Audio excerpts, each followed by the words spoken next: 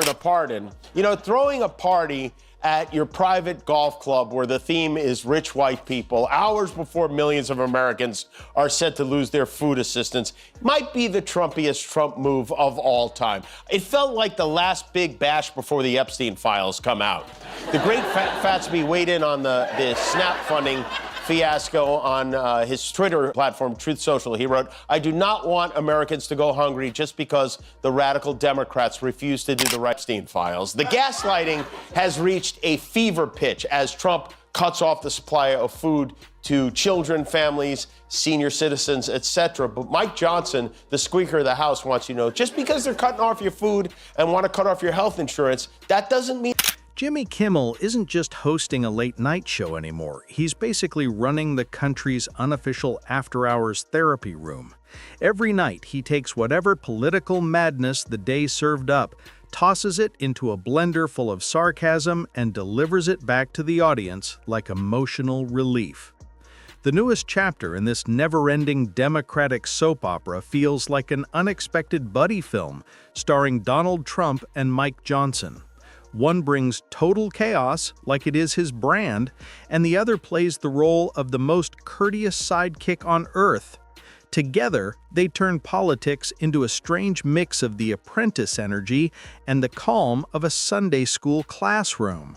Lack of ticket sales hasn't discouraged the tantrum of the opera one bit. He took a break from posting photos of the new Lincoln toilet to brag about his new Trumpified Kennedy Center. He wrote, "It is really looking good. The exterior columns, which were in serious danger of corrosion if something weren't done, are completed and look magnificent in white enamel." I don't know. He also said white enamel looked magnificent on his son's dental caps.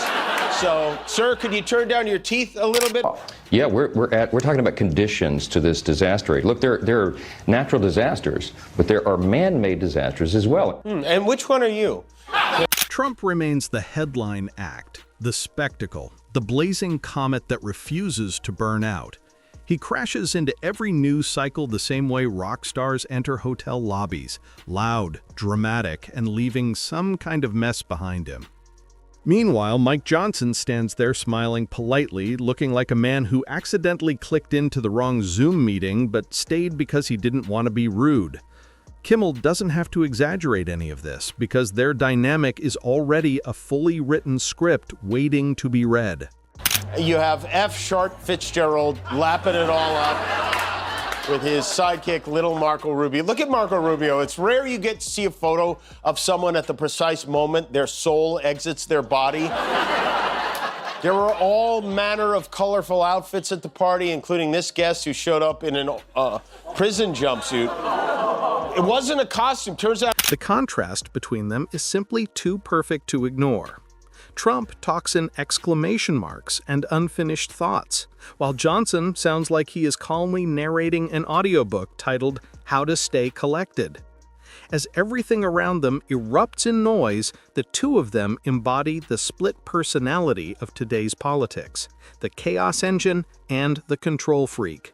Kimmel turns their appearances into recurring sketches that practically build themselves. Trump took over, he promised he would get rid of all the woke programming at the Kennedy Center and make it hot again. And I have to say, Fatty Lapone has lined up an absolutely magnificent new season of shows.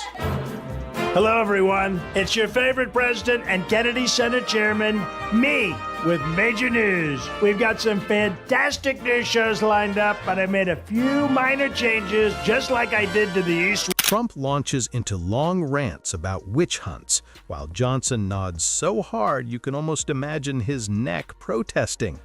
It is slapstick pretending to be leadership. Kimmel dissects their relationship with sharp humor, pointing out that Trump doesn't need coworkers as much as he needs true believers, and Johnson treats politics like a school project where the loudest kid keeps eating the glue. The whole thing feels like a comedy skit dressed up as government business.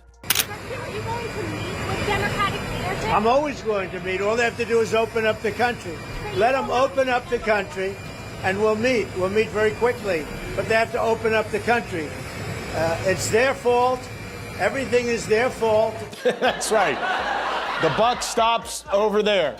Whenever Kimmel dives into his monologues, he captures every bit of absurdity in their photo ops and Trump's obsession with crowd sizes. Trump stands there glowing like a neon sign, hyping his own greatness, while Johnson tries to look humble beside him. Together, they resemble characters who somehow missed the message that public office. This morning, he threatened to delay SNAP benefits to the 42 million Americans who need them until the shutdown is over. And then his press secretary had to go out there and walk that back because he legally can't do it. It really is amazing. The president says one thing, the White House says another entirely different. It's like the one hand doesn't know what the other tiny, bruised, makeup-covered, greasy, genitalia-grabbing, Sharpie-stained baby hand. Every time Johnson attempts to speak like he is the moral compass of the moment, Trump immediately spins the entire conversation in a different direction. Kimmel highlights the rhythm they fall into, one sermon leading to one slogan, only for everything to loop right back where it started. Johnson ends up calmly defending chaos with absolute sincerity. Kimmel calls it faith-based disaster management because the humor grows naturally from how different yet perfectly aligned their performances are. Trump creates headlines while Johnson adds polite footnotes. Then there is Trump's endless campaign trail, a traveling circus that doubles as Kimmel's favorite comedy venue, full of lights, chants, slogans, equal parts pep rally and reality show reboot. Kimmel says the rallies feel like family gatherings where facts never received an invitation. When Johnson joins in, he looks like a man trying to harmonize with a thunderstorm. The whole thing becomes pure stagecraft, Trump drawing in the crowd with sheer force, while Johnson's calm demeanor gives the whole event an accidental touch of credibility. Kimmel uses that contrast like a musical instrument, shifting between Trump's loud bravado and Johnson's careful calm, presenting them as America's oddest duet. One shouts that he built everything, while the other quietly mutters that he means well. It is not a mockery of belief or notoriety, but of how both are packaged for primetime entertainment. You would think, as people living in an area prone to wildfires, we'd get a bit more sympathy from an elf who lives in a hollowed-out tree, but that doesn't fly in Magaland, I guess. Mike Johnson is such a little kiss-ass. I've been trying to figure out who he reminds of. I think it's this guy, the little, yes. There's Donald and... The takedown always comes quickly. Kimmel rolls a clip, cuts back with a blank stare, and then drops punchlines like confetti. He jokes that watching them is like witnessing a hurricane ask a soft breeze for encouragement, and the audience erupts because the comparison fits too perfectly. Johnson's restraint only makes Trump's volume feel even louder. Together they prove that contradiction has become a political brand. Kimmel says Trump's most impressive skill is rewriting his own history faster than anyone can check it. Every claim turns into a prophecy fulfilled after the fact. Johnson's strength is nodding supportively, like a man agreeing with thunder. Kimmel jokes that if Trump declared he invented electricity, Johnson would hold a candlelight service to celebrate the achievement. The satire lands not because it is harsh, but because it captures the sincere absurdity of two men living in separate realities while standing side by side. The humor always leads back to America's love of spectacle. Trump speaks in memes, Johnson speaks in metaphors, yet somehow both end up sharing the stage, promising order while performing chaos. Kimmel frames it not as a partnership, but as a balancing act, where one delivers outrage and the other sells forgiveness. In this political ecosystem, every serious headline ends up doubling as a punchline. To every hardworking American in any place who's missed a paycheck, anyone who has been made to suffer because the services, the health services you rely upon, or the food and nutrition supplement for your family, anyone who is hurting, you have a home in the Republican Party. You have a home in the Republican Party. You'll be living under the stairs like Harry Potter. Kimmel wraps the bit the same way he does every time, not with lectures, but with laughter. The audience laughs too, not at beliefs or ambition, but at the theatrical nature of the entire thing. Kimmel doesn't need extravagant props to show the strange chemistry between Trump and Johnson. He just needs video clips, because they do all the heavy lifting. Trump shouts from the podium like a carnival announcer at full volume, while Johnson stands behind him, nodding as though he is agreeing with a divine prophecy rather than a man comparing himself to Lincoln. The difference between them is so sharp it could cut through glass. Kimmel simply connects the dots and lets the viewers fill the gaps with laughter. In Kimmel's universe, the Trump-Johnson dynamic is not a political alliance. It is an accidental buddy comedy that somehow keeps getting renewed. The script never evolves. Trump improvises wildly, Johnson translates politely, and together they create sound bites that defy logic and break decibel records. It is the classic loud guy and polite guy setup, except the loud one has a private jet and the polite one thinks he is helping shape history. That's supposed to review projects like this, preferably before they happen. It's called the Commission of Fine Arts. Their job is to oversee new federal architecture, or it was anyway. Trump fired all of them. They were supposed to advise the president on matters of design and aesthetics to preserve the dignity of the nation's capital, but this is Trump's idea of dignified aesthetics. Kimmel nicknames Johnson the human necktie, always neat, professional, and instantly thrown out of order the moment Trump starts speaking. There is something oddly sweet in Johnson's sincerity, like he genuinely thinks he can use enough patience and prayer to turn a political storm into a gentle breeze. Kimmel doesn't poke fun at Johnson's beliefs, only at the idea that anyone could calmly reason with chaos. Whenever Johnson steps up to defend Trump, it feels like he is translating a tornado into a PowerPoint presentation. Trump yells that everything is rigged, and Johnson steps in to politely rephrase it as passion for fairness. Kimmel calls it the funniest accidental duet since karaoke began. He imagines Johnson following behind Trump with a broom, sweeping up the broken metaphors he leaves behind. When Trump lectures about loyalty, Kimmel digs into the irony. Trump demands devotion like a king whose throne is built entirely from online polls, and Johnson treats it like a test of character. Stay close, guide him, add a little forgiveness, and hope for the best. Kimmel calls it the strangest outreach mission ever, a man of faith trying to counsel someone who believes he already owns the deed to heaven. Hey, you just think about how cruel a person has to be to cut off food to 42 million people. It's the kind of thing that makes you go, oh, no wonder his kids are like that. The guy who never missed a Happy Meal in his life is deciding who gets to eat in this country. So after a federal court ordered them to do it, the Trump administration agreed to pay half the benefits, which is not enough, so Trump speaks in fireworks, while Johnson communicates in smoke signals. One cannot stand silence, and the other uses silence like punctuation. Watching them together feels like seeing a marching band rehearse inside a library, noise clashing with nerves. Kimmel's punchline is that you know the country is in trouble when one man quotes the Constitution and the other quotes himself. He paints their partnership as the perfect symbol of America's political split personality. The preacher and the performer. Trump talks to the crowd's instincts, Johnson talks to its conscience, and the only real guiding force between them is whichever direction the cameras point. When Johnson tries to act as the mediator, the comedy becomes immediate. It looks like someone trying to referee a thunderstorm. Trump throws complaints into the air like party confetti, while Johnson responds with calm hopes for unity. Their entire relationship rests on contradiction. One man shouts about witch hunts, and the other nods like it is a familiar scripture reading.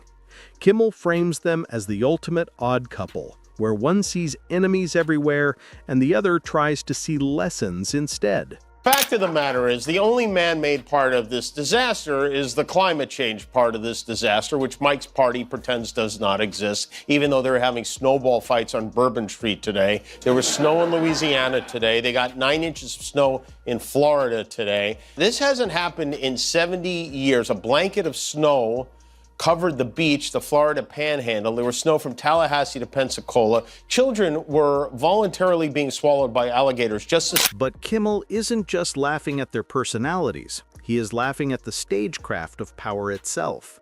He points out that both men rely on attention, just in different ways. Trump feeds off noise, Johnson feeds off approval, and both crave applause, even if they need it at different volumes. Kimmel says politics now plays out like open mic night, where the loudest reaction wins. The visual comedy never stops. Trump speaks at the podium with gestures flying as though he is conducting an orchestra of chaos. Johnson stands behind him wearing the universal expression of polite panic. Then come Kimmel's favorite contradictions. Johnson talks about restoring civility right after Trump has posted another 3 a.m. rant online. Kimmel lays it out with precision, comparing it to trying to tidy up a house while the storm is still inside it. His punchline works because it is painfully accurate. Johnson keeps calling Trump's behavior leadership when it clearly looks like improvisation gone wild. Even Trump's greatest hits, from the best economy to the biggest victories to the most unfair treatment, get new life under Kimmel's commentary. Johnson's unwavering agreement becomes part of the comedy. Every time Trump brags, Kimmel imagines Johnson nodding solemnly like he is witnessing a new commandment. Kimmel isn't mocking faith, he is poking fun at the blind confidence that politics tends to reward. Was on 60 Minutes last night. He is desperate to try to blame this shutdown of his on the Democrats. We are now approaching the longest shutdown in American history. Democrats' fault. He blurted that out like he's playing Name That Tune or something. Many were surprised to see Darth Renovator on 60 Minutes. You know, 1 year after suing 60 Minutes for editing an interview, Trump sits down with 60 Minutes for an edited... As the montage continues, Kimmel sharpens his observations. He says the Trump-Johnson partnership proves politics no longer requires scripts, only microphones. The loudest person takes the spotlight, while the calmest one rushes in to interpret what he truly meant. It becomes a constant loop of chaos, followed by cleanup, drama, followed by devotion. He imagines Johnson at home, looking drained, while news alerts pop up like alarms, each quoting a new Trump declaration more exaggerated than the last. Johnson reads them like a teacher grading homework written entirely in crayon, colorful, loud, and missing key pieces. He circles each sentence with a sigh and whispers what Trump meant before giving up and hoping autocorrect can perform a miracle. Somewhere, Trump is declaring himself the best at something no one requested, and Johnson is turning it into a devotional about leadership. Kimmel describes this scene so clearly that the audience can picture Johnson holding a Bible in one hand and a metaphorical fire extinguisher in the other as another blaze erupts live on TV. The comedy isn't cruel, it comes from the absurd choreography of contrast. One man lights fires and calls it warmth. The other rushes in and calls it responsibility. And both insist everything looks perfectly fine. It isn't a partnership, it is performance art presented as governance. Kimmel calls it political yoga, with Johnson bending into impossible shapes to defend what cannot be defended, while Trump flexes his ego like a one-man pep rally. The audience laughs because they recognize the pattern. Every workplace has a Mike Johnson trying to explain away the boss's meltdown. The whole scene plays out like universal comedy, part sitcom, part survival instinct. The studio laughter isn't mean, it is shared exhaustion turning into humor. Kimmel has perfected the ability to turn shock into something people can actually process. His jokes become a kind of national therapy, A reminder that when the unbelievable becomes normal, laughter might be the only thing that keeps everyone sane. By the time he delivers his final line, Trump and Johnson had become symbols of the country itself, the noise and the apology, the storm and the sermon, locked in an endless dance. Kimmel ends with that familiar grin, knowing tomorrow will bring a fresh headline and a whole new monologue, ready to write itself.